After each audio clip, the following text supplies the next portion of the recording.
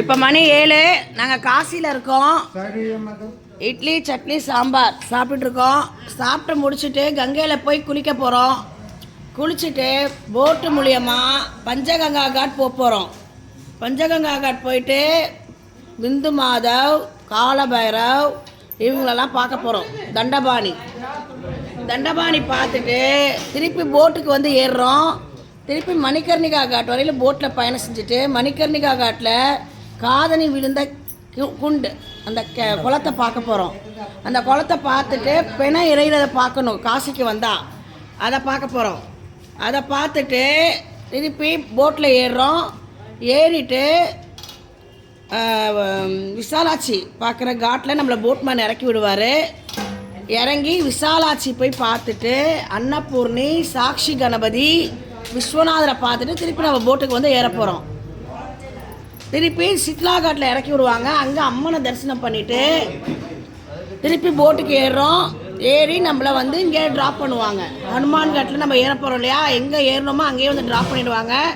இதை பார்க்குறதுக்கு 1 மணி 2 மணி ஆகிடும். வந்து இங்கே சாப்பிட போகிறோம். சாப்பிட்டுட்டு அதுக்கப்புறம் கொஞ்ச நேரம் ரெஸ்ட் எடுத்துட்டு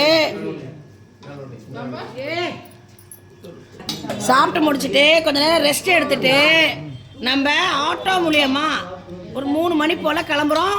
கங்கா ஆரத்திக்கு போகிறோம். கங்கா ஆரத்தி பார்த்துட்டு பர்ச்சேஸ் பண்ணிவிட்டு இங்கே வந்து நைட்டு டிஃபன் சாப்பிட்டுட்டு தூங்குறோம்.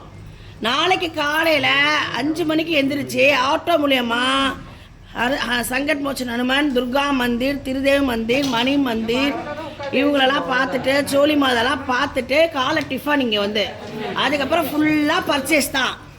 ஓகேங்களா? இதுதான் நம்மளோட ப்ரோக்ராம். சாயங்காலம் 4 மணிக்கு இங்கேருந்து வெக்கேட் ஆக போகிறோம்.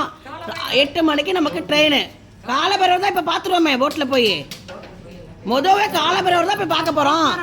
காலபைரவர், விசாலாட்சி, அன்னபூர்ணி, விஸ்வநாதர், சாட்சி கணபதி, தொந்தி கணபதி எல்லாரையுமே இப்போ முடிச்சிடுவோம். ஓகேங்களா? நம்ம கூட 2 மணி வரை நம்மளோட போட் இருக்கோம் இப்போ. சரிங்களா? இதான் நம்மளோட ப்ரோக்ராம். தெளிவாக நான் வீடியோவே எடுத்துகிட்டேன். நான் ப்ரோக்ராம் சொல்லி எத்தனை வேணாலும் அதை போட்டு கேட்டுக்கோங்க. தெளிவாக நான் இதை வந்து ஃபுல்லாக ஒரு ரவுண்டு போயிட்டு வரதில்லை. படகுல ஒரு ரவுண்டு போயிட்டு வரதில்லை. நம்ம கூடவே போட்மேனு போட்டும் ஒரு 2 மணி வரை இருக்கும். நம்ம விசாலாட்சி தரிசனம் பண்ணுறது, விஸ்வநாதர் தரிசனம் பண்ணுறது எல்லாத்துக்கும் இருக்கும். சரிங்களா?